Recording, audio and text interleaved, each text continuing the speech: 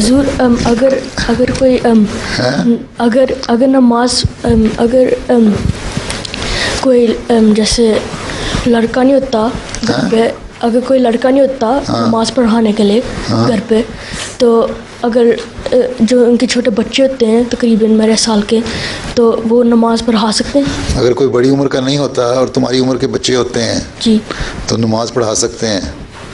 ہیں جی.